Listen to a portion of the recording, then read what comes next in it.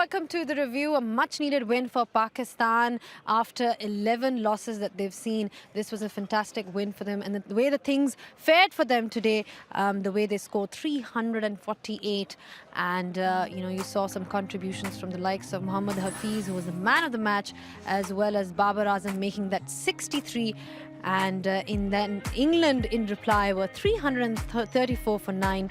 Joe Root making 100, as well as Jos Buttler 103 from his 76. In the end, Pakistan winning the match by 14 runs. All right, I've got with me Nasser Hussain and Rambo. Nas, just the kind of win Pakistan wanted, considering the fact that they lost badly against West Indies. Absolutely, and also considering they lost 4-0 against England. But I thought it was exactly the right side for Pakistan to play after that collapse and that shambles that there was the West Indies game, because all the Pakistan batsmen, most of them, have very fond memories of playing against England recently. They might have lost 4-0, but one thing was for certain, their batting did very well in that series, 360, 350, 340. So when they saw that England attack today on a good pitch, they thought, how are we going to get back into confident ways? By getting a big score, and they were absolutely wonderful today, that batting lineup. Rambo, Wahab Riaz was a late call to that Pakistan squad. I mean, he was nowhere even near to being in it, and then, he's got the opportunity. What do you make of his performance today? I mean, this is what you expect from Pakistan. 3 of their top frontline bowlers did not play against England and were least acclimatized and not ready for this kind of contest, but we knew watching him in PSL that he'd bowl those Yorkers at pace, and he'll lower his bowling arm and deliver that fuller length, and he was outstanding. I liked his temperament.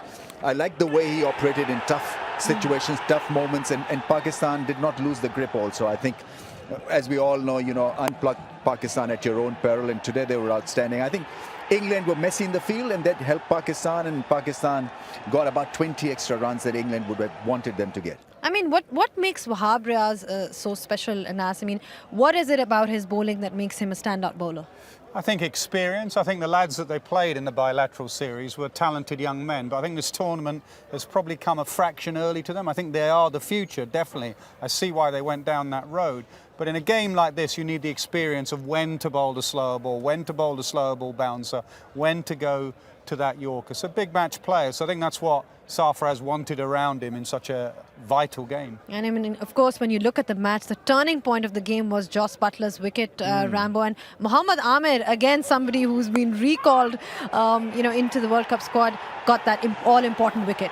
Yeah, I mean, England fought tooth and nail in the end. It was a slower ball, the extra angle, creating a bit of uncertainty in that shot that he was executing, and a good precious catch, because had that been grass, it would have been all over for Pakistan. But what a player Buttler is. I mean, he deflects pressure by putting pressure on the opposition. He doesn't care about the situation. He will go and he has his own particular plan, and he'll execute it. And he's got the freedom to do that and the skills really to do it. And that's the reason why England will always be a threat in this World Cup, because they'll invariably get 2 centurions in a 50-over contest, whereas others will rely on 1 centurion. England have got the firepower to go late in the innings and dent any opposition, and so they were very close of really getting over the line. Interesting tactics by Pakistan to open the bowling with Shadab Khan.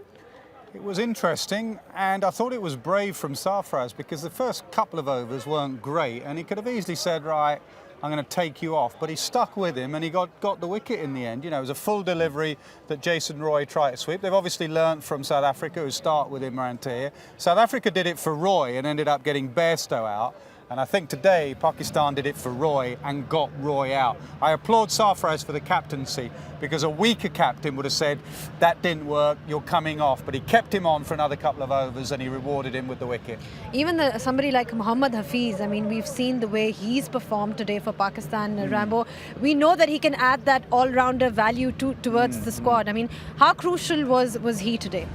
Yeah, very crucial. I mean, it was an all-round performance from him, and I think he announced himself in no uncertain terms by hitting the first ball for 4, stamping his authority. He's an excellent player of spin bowling, and his temperament was wonderful as well, because he played the pull shot. So England, who were hoping that Pakistan will wilt and wither away if you keep on bowling that shorter length, did not happen, because Pakistan played on a lovely pitch, and maybe not playing Plunkett did hurt England in the end, because Plunkett would have been superb in the middle phase of the innings when the charge was on. With his variations and experience, he could have exploited the weakness in Pakistan's charge. But Hafiz has been outstanding, and I think that demotion has actually worked for Pakistan. You know, putting him at that number 4 or 5 spot has actually worked well. I mean, if you speak about England, Nas, I mean, where do you think that they lost the game in particular? Easy. You usually ask difficult questions. That's an easy one. They're fielding. If you're getting outfielded by a Pakistan side, you know you've got problems, I have to say. And they got completely outfielded. From the ball one went out towards the Ratcliffe Road end, and Archer fumbled it. Third ball went past Morgan, went for 4. Roy drops one in the deep. And fielding is like a virus. Once it starts with one person, it spreads throughout the team. Vince came on as 12th man, fumbled. It was the worst fielding display I've seen from this England side for a long time. And that was on the back of their best fielding display against South Africa, against the Oval. They've got to be a little bit more consistent with their fielding. But at least when you look at their batting, there were positives from there because you had 2 guys scoring hundreds. Yeah, I mean, you know, 350, 348, England wouldn't have been thinking, wow, at this ground they've chased 444 against this opposition. Root is a wonderful player. Root and Butler are a great combination. Root amazes me. He's a little bit like Babar Azam, actually. Every time you look up, he's getting runs. He very rarely fails. Batting's not supposed to be that easy. Today he converted his 50 into 100. And with Butler at the other end, England are always in the game. Until you get Josh Butler out, you have never won the game. Once they got Butler out, then Pakistan were favourites. I mean, not many times that you see that, you know, like he rightly pointed out, that you see England is sloppy in the field. But, you know, so many positives for Pakistan, Rambo. Surely this will give them so much confidence, making them believe. But then again, you've got the likes of Josh Butler. You know, he's a freak, isn't he, Rambo? Yeah, he is actually. He's a wonderful player. He hits the ball hard. Somehow he creates freedom to be the player that he is. He understands the situation so well, and he will keep on coming hard at you. He's relentless. He's got the talent really to pull it off as well.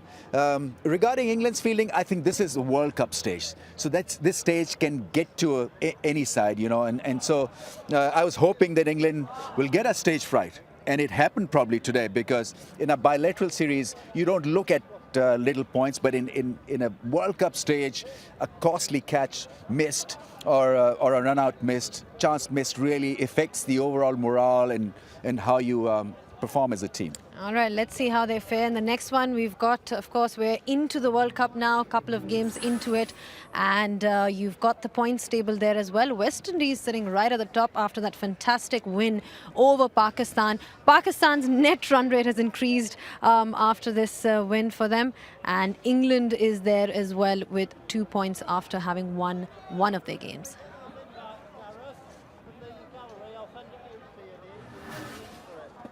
All right. Thank you so much for your time, gentlemen. It's been a pleasure talking to you as always. And of course, you know, you can send us your thoughts on all our social media platforms. We love to hear from you. You can follow us on ICC, on YouTube, Facebook, pretty much everywhere. Keep watching The Review and The Openers.